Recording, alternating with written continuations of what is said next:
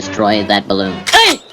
To celebrate the successful conclusion of Science Week, weather balloons were released. Bart seized the perfect moment and secretly pulled a mechanism, causing the principal's photo to appear on the balloon. The children burst into laughter. By the time the principal noticed something was wrong, it was too late. Bart was still admiring his masterpiece when the principal announced that whoever shot down the balloon wouldn't have to attend math class.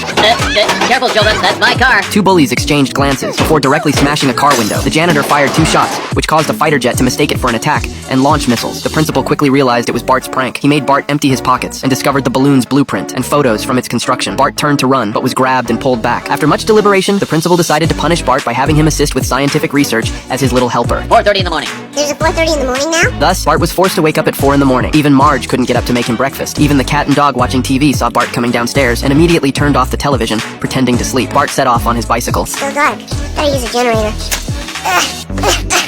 Bart pedaling all the way to school. The principal set up the astronomical telescope and introduced various constellations to Bart. Soon, the principal began observing, while Bart recorded data. Several hours later, there were still no discoveries. My stars. Give me the phone, quick.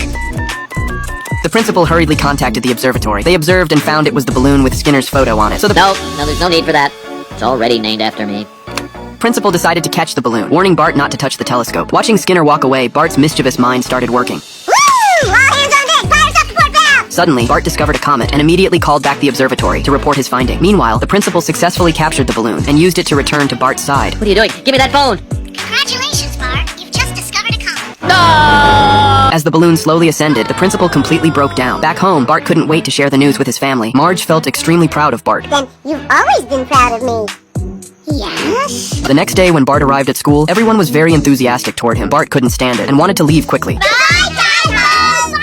Everyone wanted to see Bart's comet. However, Bart pointed out that the comet was right there. They looked over and discovered the comet was heading straight for Earth. Lisa explained the severity of the situation to Bart. They urgently reported to the observatory. The observers immediately sounded the alarm. The mayor also urgently convened a meeting to discuss countermeasures. Professor Frink already had a contingency plan. When the comet swooped down, they would launch a rocket to intercept it in midair. The citizens immediately cheered and even mocked the comet. That night, the rocket was launched, but failed to collide with the comet and instead destroyed the only bridge out of town. People fell into panic again. Look, the bridge! We're down! It's times like this I wish I were a religious man. It's all over, people. We don't have a prayer. The TV station explained the reason for the failure and even started a death countdown. What's everyone so worked up about? So there's a comet. Big deal. It'll burn up in our atmosphere and what's ever left will be no bigger than a chihuahua's head. Wow, Dad, maybe you're right. Of course I'm right. Seeing his family still worried, Homer took them to Flanders' bomb shelter, stating that their family would also use the bomb shelter. The clever Flanders had designed it during construction to accommodate both families. Soon the comet gradually approached, and people hid everywhere. Suddenly, many people came to the bomb shelter, threatening Flanders with weapons to let them in. Flanders said it couldn't hold that many people, but watching everyone's departing figures. Yeah, I may regret this when our air runs out and we can't whistle or stay alive, but...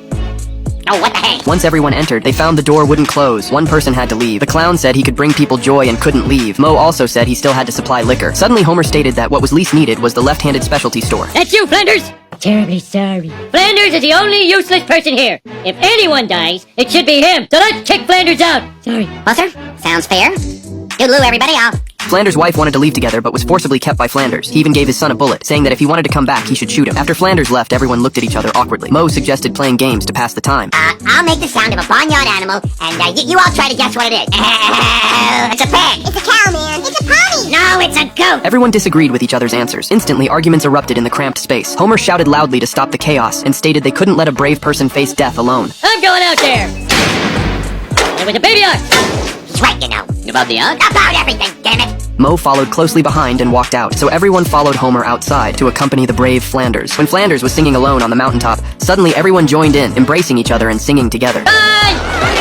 Look, it's breaking up! The comet conveniently destroyed the principal's balloon and only demolished the soul shelter. People showed expressions of relief. Cool.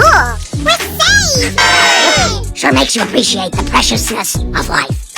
To eliminate future troubles forever, everyone became furious and decided to dismantle the observatory. I can't believe that extra thick layer of pollution that I've actually picketed against is what burned up the comet. Well, what's really amazing is that this is exactly what Dad said would happen. Yeah, Dad was right. I know, kids.